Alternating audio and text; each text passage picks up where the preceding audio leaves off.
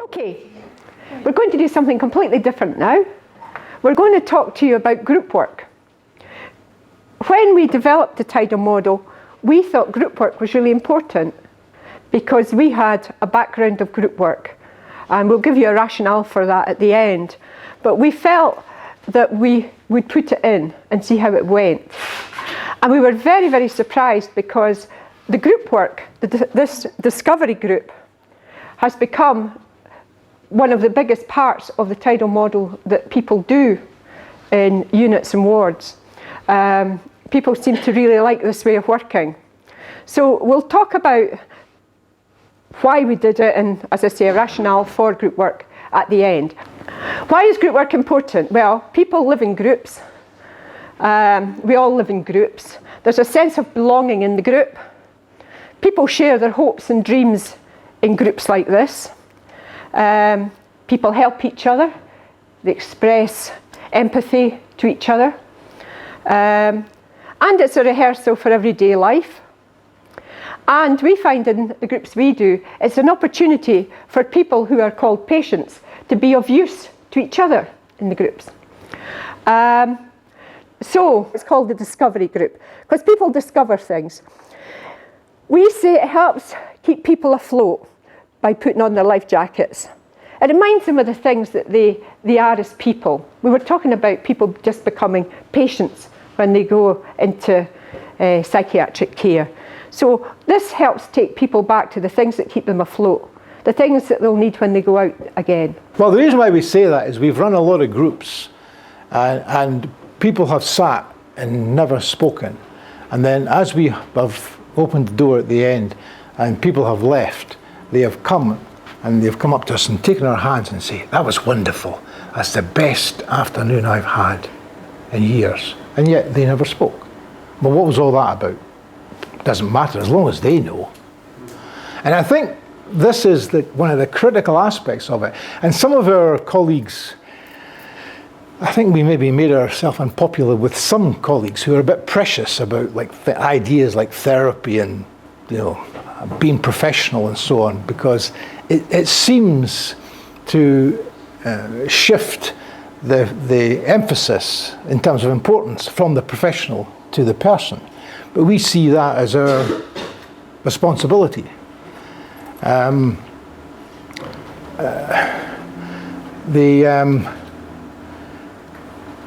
Socrates, the famous Greek philosopher, said that he was the midwife of reason. Right? Now, he certainly wasn't a midwife, but all he did was he asked questions. Damn fool, silly questions. And allegedly, he ran around the marketplace stopping people and asking them damn fool, silly questions. And he made people think. And Socratic questioning is now part of a whole lot of psychotherapies. And for us, that we would like to think that what we're doing here is helping people, we're helping people to give birth to some kind of new understanding about themselves, which is not dramatic, but is that tiny change that we think all big changes begin with. Two other groups, just briefly. We have an information sharing group, which is basically what it says in the label. We recognize that people who enter psychiatric services often have a lot of questions about all sorts of things, from, what is this medication going to do for me, to what kind of support am I going to get when I leave the hospital, right? And when we started this over 20 years ago, there was no information was given to psychiatric patients, except very selectively. They might have got a leaflet or something. Now I think it's quite popular. People have medication management groups and stuff like that. But it's the staff who decide what information the people who are the patients need. And we just turn that completely around. And we say, so what do you want to know about? What would you like to know more about? And so in different places they put it maybe on a whiteboard with a pen, and they say, if there's anything you want to know about, write it up there. Or some people give out sheets of paper and remind the people they work with. Or those in the community, ask people, say, I'm going to bring people together for an information group. What would you want to talk about? And so this is part of this rehearsal for everyday life, self-management. Because people then said, well, I would like to know about whatever. That thing about the police. At one place we went to, I think it was in England, the group wanted to know what role the police had, because the police were bringing people into the unit, and the people in the unit were not really sure about what kind of role the police had and what involvement they should have and all that kind of thing. And they asked if the police could come in and talk to them. And the police came in, or a representative of the police came in and talked to them. And the police found it really helpful as well, because they learned a lot from the people in the ward about the kind of issues that had brought them into the ward. And the people in the ward also learned about what was right for the police to do, what was acceptable for the police to do, and things like that. That was an unusual one. We hadn't heard that one before, but that was a good one, I think. And see, that's the critical example. The police talked.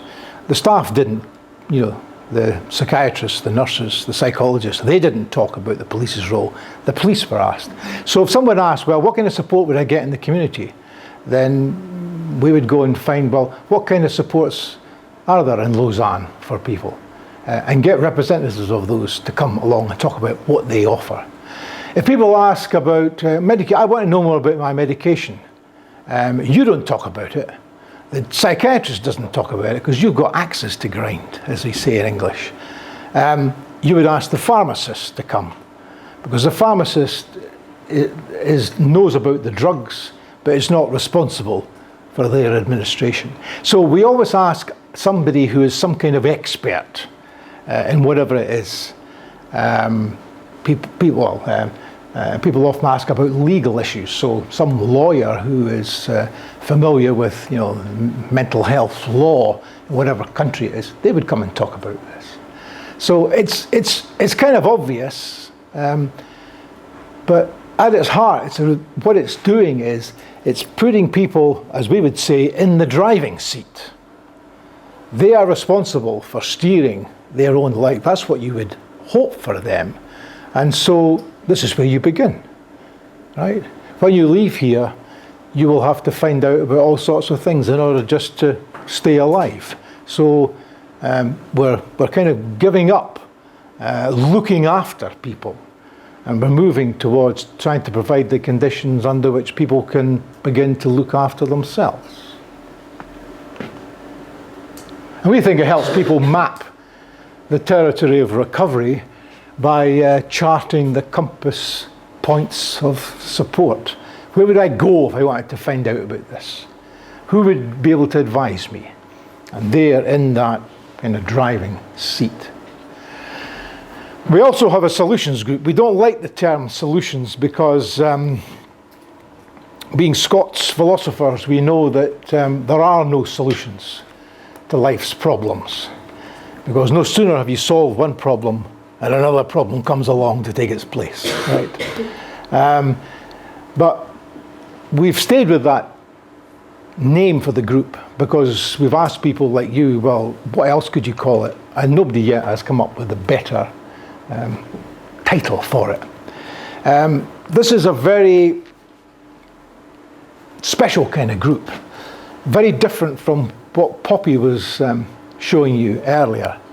We only have one facilitator, and the facilitator would bring a group of people together and would invite the group, someone from the group, to bring some problem, difficulty, issue that they have to discuss in the group.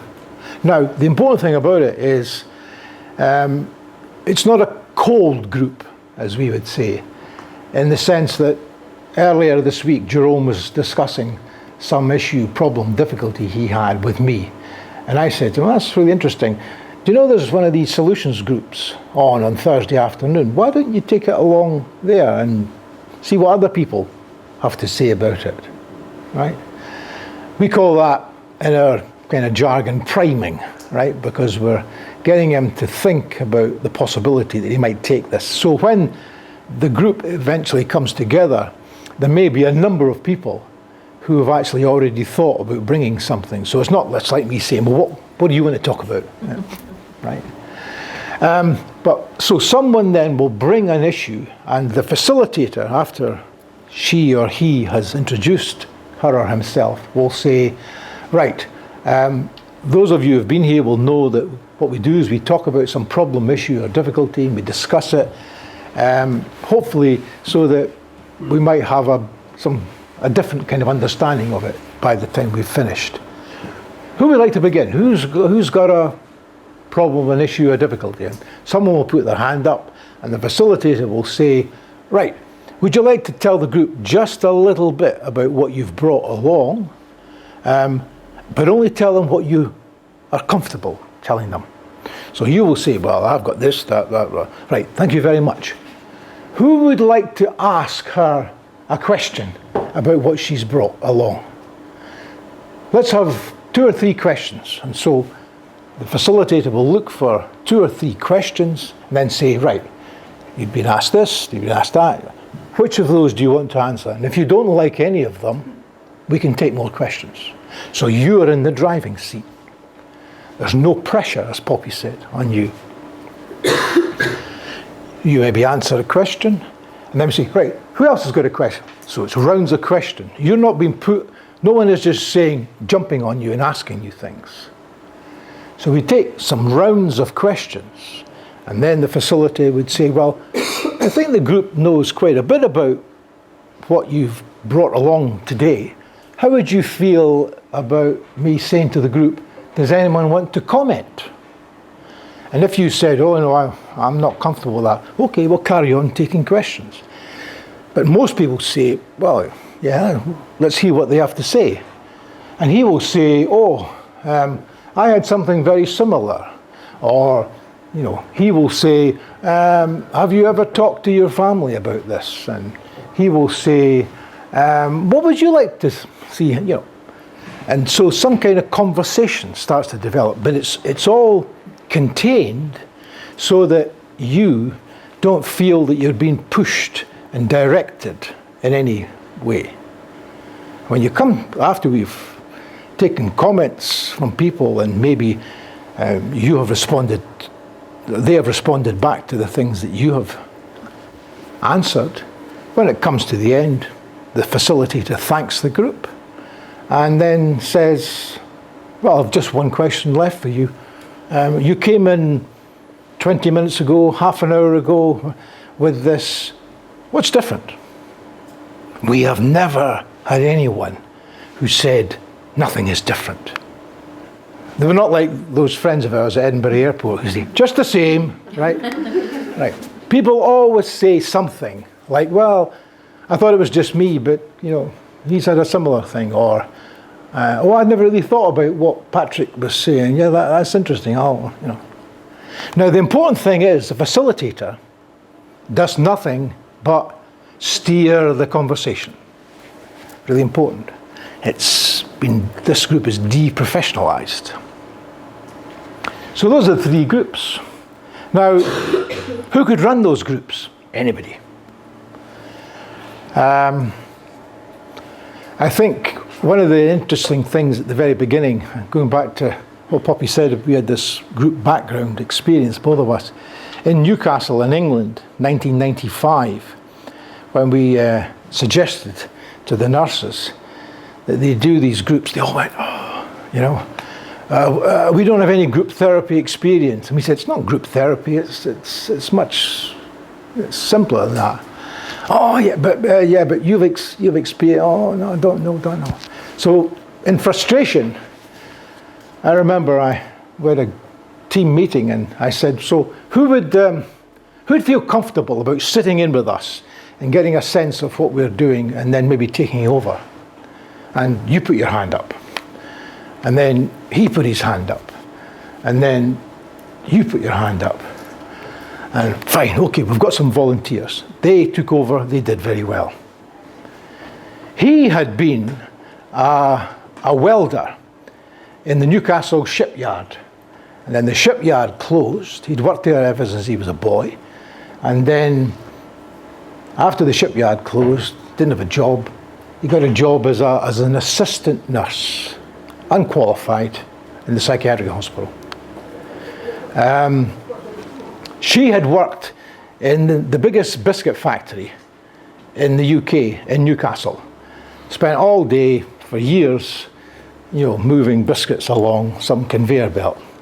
Biscuit factory closed down. She didn't have a job. She got a job as an assistant nurse. He had been a miner in the Durham coal fields, and the coal mine closed. He did the same. The really interesting thing, when we went back and asked them how did these groups go, they all said, oh, it went pretty well. I think it went pretty well. Yeah, it went pretty well. And because the nurses had raised this issue with us, what do you do if someone gets very upset or, starts acting out, and, what do you do? And I really, really remember that I think it was the guy who had been in the shipyards. He said, but it's just like the Saturday night. I go to the social club with a lot of the men I used to work with, and we have a few beers, and and sometimes so and so has too much to drink and gets a bit difficult, and you just have to calm it down. For me, it's just like that. Now, maybe because he hadn't had a psychiatric training about all the things that can possibly go wrong, maybe that worked in his favour. But what really seemed to work in his favour is he had been to the University of Life. The miner had been to the University of Life. The woman who worked in the biscuit factory had been to the University of Life. They knew, like Poppy said about her father, they knew how to be with people. So the kind of people who are best in our experience at facilitating these groups are not the psychotherapists, who are also clever and wise, right? It's people who seem real, right?